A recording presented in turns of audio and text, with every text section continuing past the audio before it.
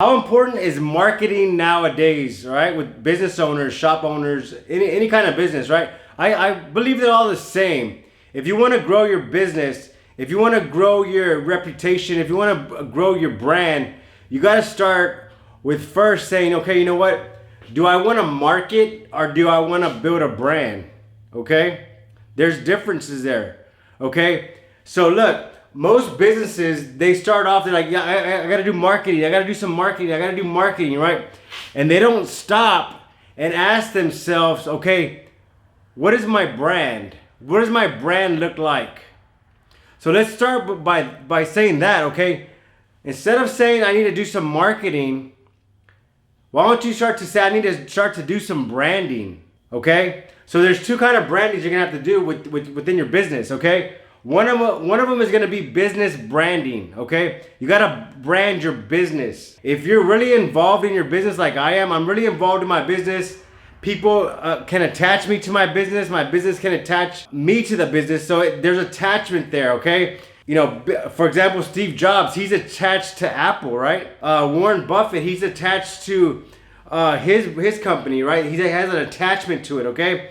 Think about that. Most business owners don't think about their attachment to the business or the business, the attachment to them. They just say marketing. I gotta do some marketing, okay? Look. So look, let's start by saying I gotta do some branding. Figure out how you're gonna brand yourself and figure out how you're gonna brand your business. And I'm gonna give you some tips here on how to brand your business, because look, it comes down to this. People, customers, individuals, people looking for your service, looking for your product, they're gonna look online. They're gonna see what you're about. And whenever they go online, that whatever's online is gonna determine if they can trust that business, if that business has knowledge with that product, with that industry, with that service. So that's gonna be first. You gotta brand your company, brand your business on being an expert in that industry. Okay, for example, I'm gonna give you an example here. Let's say, for example, a lawn guy, a guy that does lawn care, a landscaper, right? Imagine if he just posted ads and he just had articles in the paper or the newspaper and it said, cut your grass for $49.95, okay? He's like, I gotta do marketing. So he's $49.95, 40. And so people will see it, but they don't know the brand, okay? But what if the guy says, you know what? I'm gonna build a nice logo. I'll get to that in a little bit. I'm gonna build a logo that people can attach my business to, similar to Apple, similar to Coca-Cola, similar to Pepsi, similar to McDonald's. They built a, look, you wanna look at a good one? Look at Goodwill. If you look at Goodwill, it has a G, but it's a guy's face on there. So look at that. So look, start with the logo that represents your business, and instead of like just blurting out, you know, discount, or buy now, add value. Give something of value. Share some of your knowledge with your customers, okay? What I mean by that is, like, let's say a lawn guy, right? What if the lawn guy had a picture, a logo of a nice, unique lawnmower, something kind of creative, right? But instead of coming on your feed, on your Facebook feed, your Instagram feed, he says, hey, you know what? Did you know that every season you gotta treat your grass different? And you know, in certain seasons you gotta kind of water this much time a week. This particular season you gotta do this. Did you know that whenever you go to Home Depot, whenever you go to these Lowe's, and you buy the grass seed, there's different kind of seeds. Okay, these are the 4 different kind of seeds you get. So if you live on this West Coast, your grass will probably grow with this. If you live on the East Coast, you might want to look at this grass. If you live in the South, this grass is real popular in the South. So what he's doing, he's giving you information, he's giving you knowledge. And so you're learning something from him. And then what happens over time, he starts to add value to you. And before long, you remember this guy because he gave you some knowledge, he gave you some information. So the next time that customer is with some friends or something, and the friend says, hey, you know what, man, do you know a good lawn guy? I need to cut my grass. He's gonna say, man, you know what? I follow this guy on Instagram. I follow this guy on Facebook, and he's always giving good information. This guy's an expert in lawn care. You need to call him to cut your grass. They become evangelists of your brand. They become evangelists of your business, okay? It doesn't stop there, okay? That's the first step. So think about your industry, think about your business, and think about what you're an expert in. For example, we do collision repair, okay? So my expertise is, hey, I can help you handle the claim. I know the repair process. I know the refinish process.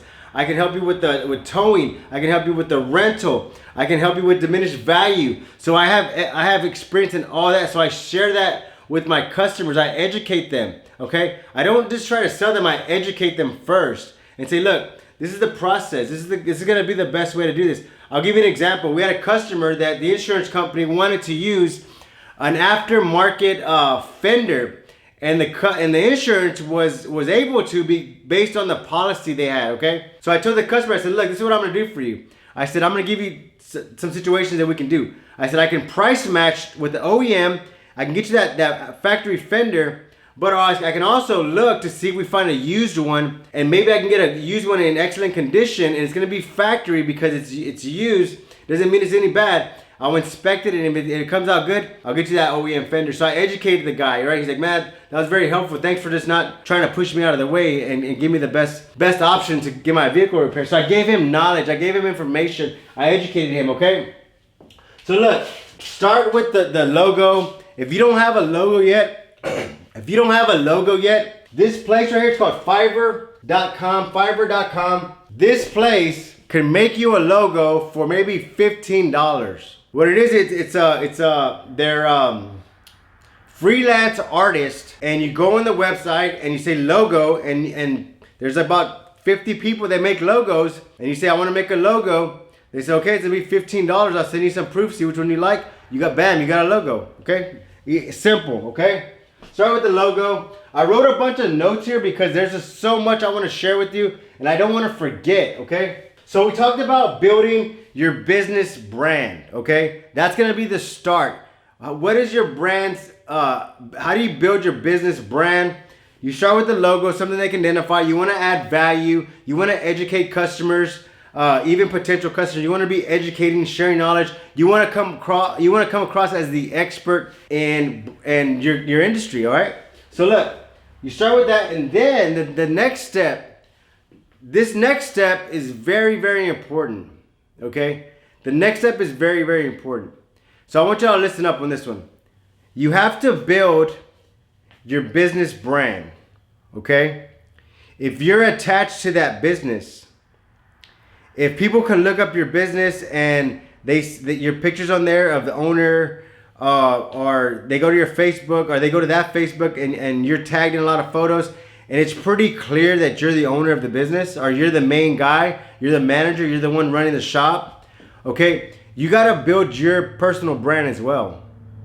You can't just focus on building the business brand and then neglect your personal brand, because people are gonna look at both things. They're gonna say, okay, I like this business.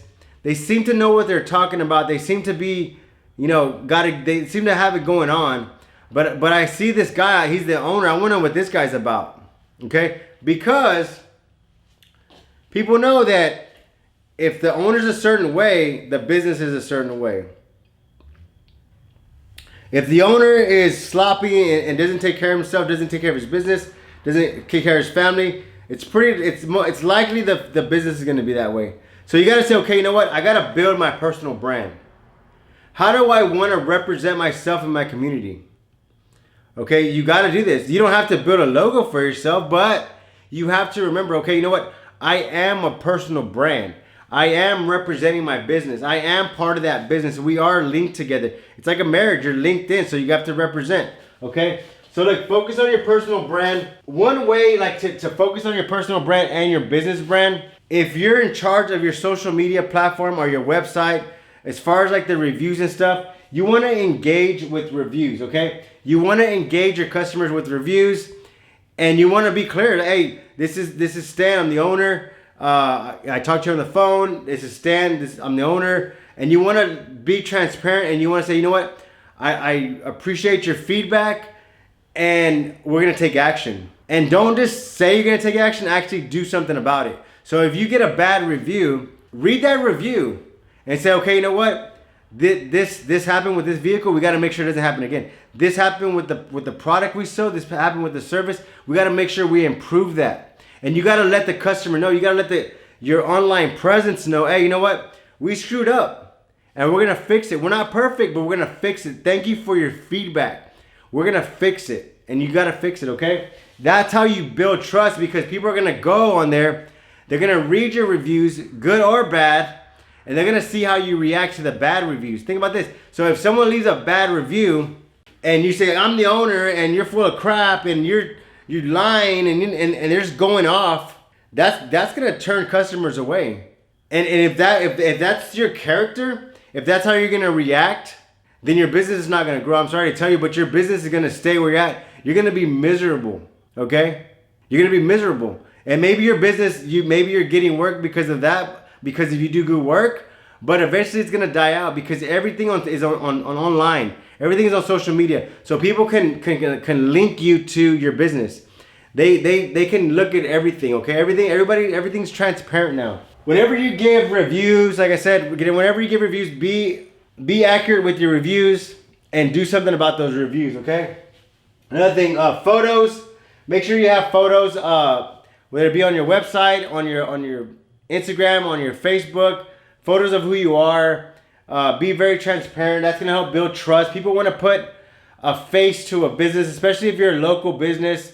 People want to put a face. They want to know who owns that business, and then they're gonna look to see how that person is. They're gonna see how their integrity is. They're gonna see who they are as a person before they do business. Okay, look. Also, too, with personal branding, community. Okay, a lot of times, a lot of businesses, they'll sponsor maybe T-ball teams or sponsor stuff for the school, but they don't ever engage. They don't ever engage with those parents. They don't ever introduce themselves. They don't ever introduce themselves. Say, hey, I'm so and so. I'm the sponsor. I just want to tell you something about myself. I'm very transparent. This is what we do. If there's anything we can help you out with, I want to help you out. Okay. You can also take it as far as saying, you know what? I don't mind sponsoring the team. I don't mind donating money to the school. I don't mind helping the booster club. But would the parents also subscribe to our newsletter? I don't mind donating, but will the parents maybe subscribe to our newsletter? That way, it's an exchange. Yes, I'm donating, but hey, all I'm asking is for you to subscribe to my newsletter. If you don't like it, you can unsubscribe. Okay, and you collect that email. That's another way it's going to help you build trust, because you're doing stuff in the community. You're sponsoring teams. Maybe you're doing something for the homeless, right? You can actually share that with your vendors. You can share it with your customers. You can share it with the people you've sponsored. And so the way you're going to do that is through MailChimp. MailChimp is it's an online, you can send a lot of emails at one time.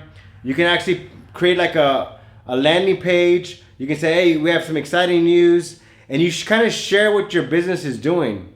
You share the information. For example, if you sponsored a team, let's say you sponsored a kickball team or a t-ball football team, and they went to championship and they won. Hey, you know what? Share that with your vendors. Share that with other people in your community. Share that with your past customers. That's how you're going to build trust, because they're going to be like, man, you know what? I kind of like that business. That business also gives back to our community. So look up MailChimp. I want to say like it's free for so many emails, but if you want to do multiple, like if you want to have one for vendors, customers, new customers, you're going to have to pay for those extra ones. But look at MailChimp. It's going to be very, very important. You can start also too by doing video content and sharing the content through MailChimp.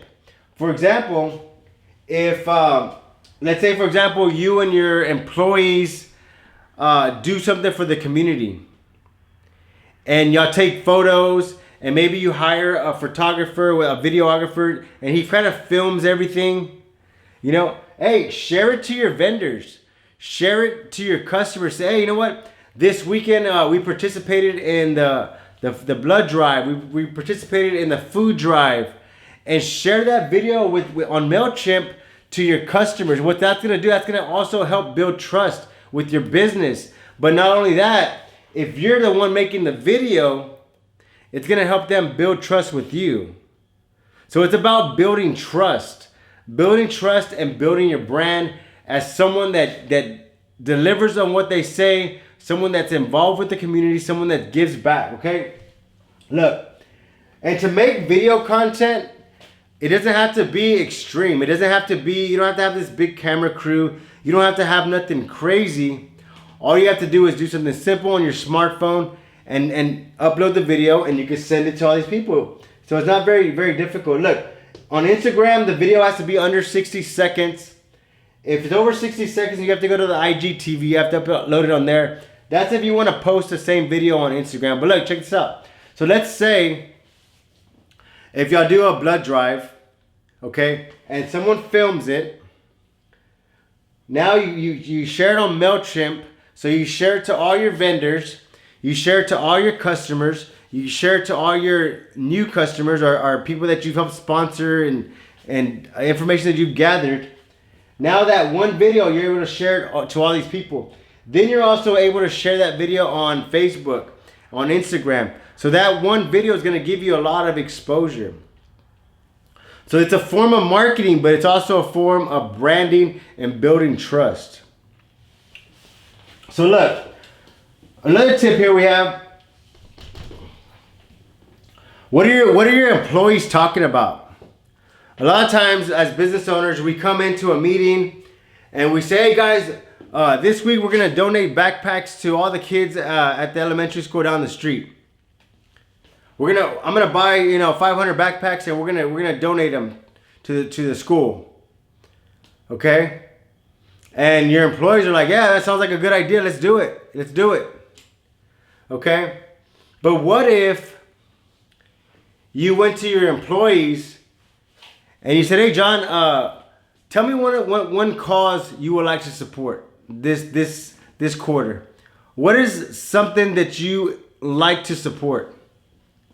And he says, you know what? I really have a passion and a heart for helping, homeless people. Hey, you know what? Let's do something this quarter for homeless people. Would you be in charge of that? Let me know what we need. Let me know what you want to do. And we'll do something. We'll do something for the homeless. That guy is going to be excited because it's something that he's passionate about. So look, you're going to build trust in your community. You're going to build trust as a leader, and you're also going to get your employees involved to build trust with your business. You understand? So you have to really work with it. You have to really ask these questions. Hey, Jim, what is something you really, really care for? What do you want to support? Man, you know what? I have a thing for feeding dogs. I like picking up dogs, stray dogs. I like caring for them, putting out food. Hey, you know what? We can do that. And so what happens is those people start to connect because look, there's groups for that. People like to help, stray dogs. There's people like to help stray cats. There's people like to help homeless. So now you're spreading your company out. You're spreading the trust with your brand. So now your brand of your business is gonna stretch out. So now you're tapping into people that enjoy taking care of cats, people that enjoy taking care of the homeless. Now you're connecting your business with all these avenues of potential new clients because you're putting your name out there and you're sponsoring this stuff and you're being the face of your business. Okay, look. Whenever you start your marketing campaign, whenever you start your branding campaign, it's all aligned. So you got to think, okay, first I got to focus on the brand, building the brand, and then the marketing comes whenever you start to do, whenever you sponsor the T-ball team, the football team. That's more like marketing, but you have to make sure you're building the brand at the same time. So start small. Like you don't have to start with this big plan and be all elaborate and be crazy about it. Start small and just make some little changes with it. For example, if y'all say, okay, you know what, we're gonna do something every quarter for a cause. Okay, start doing that. And if you notice that maybe it's too much to do each quarter, then do it maybe twice a year. Okay, or maybe with the teams. If you say, okay, you know what, man, we sponsored this team, and I realized with that team we got like 3 or 4 customers. An average customer is X amount. Hey, that was a pretty good return on investment. We need to focus more on sponsoring teams and building those relationships with those teams. You understand? So instead of doing the team one time and just ditching it and doing something completely, look at your numbers, see what the return was, and see if it was worth it. See if you were able to build some relationships. See if you were able to build some trust with potential customers for them to become evangelists of your business, okay? So look, how important, like I said, is marketing to business owners nowadays? It's very important. Like I said, first of all, change the mindset from straight marketing to branding, personal branding. That's gonna be the first step. Once you see it in that, paradigm, you're gonna completely see your business different, because you're gonna be like, you know what? How am I representing my business? How is my business representing me? All right, guys, I appreciate y'all's time. Thanks for watching.